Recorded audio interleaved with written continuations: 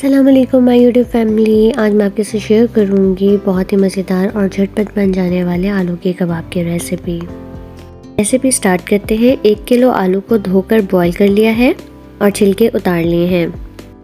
अब इसको मैशर से या ग्लास से, जो भी आपके पास अवेलेबल हो, उसे मैश कर लें। आलू को मैश कर लिया है। अब इसमें ऐड करेंगे हाफ कप हरा धनिया धोकर चॉप कर लिया है। साथ ही ऐड करेंगे एक मीडियम साइज की प्याज और 3 हरी मिर्चें, दोनों को बारीक चॉप कर लिया है। साथ ही ऐड करेंगे 1 टेबलस्पून लेमन जूस।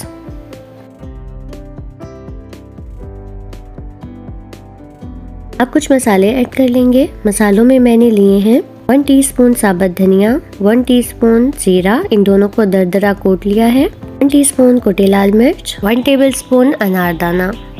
साथ ही ऐड करेंगे half tea spoon chaat masala, half tea spoon नमक, हाफ टी स्पून लाल मिर्च powder.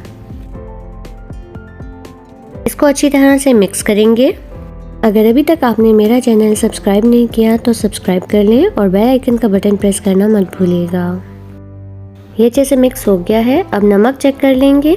Half tea spoon chaat masala और थोड़ा सा नमक और ऐड किया है, आप अपने हिसाब से चेक कर लीजिएगा।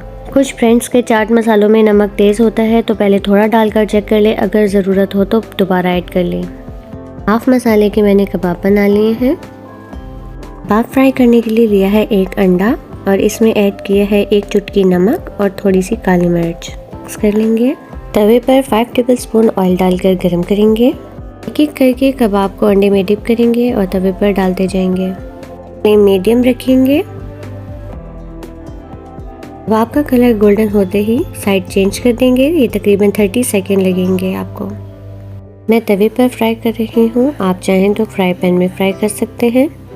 दोनों साइड्स फ्राई हो गई हैं। अब कबाब को साइड पे करते जाएंगे और उसी ऑयल में मज़ीद कबाब फ्राई कर लेंगे। इस रेसिपी को घर में ज़रूर ट्राई कीजिएगा और अपनी फीडबैक देना मत भूलिएगा। आलू के कबाब तैयार है। नान और रायते के साथ सर्व करेंगे।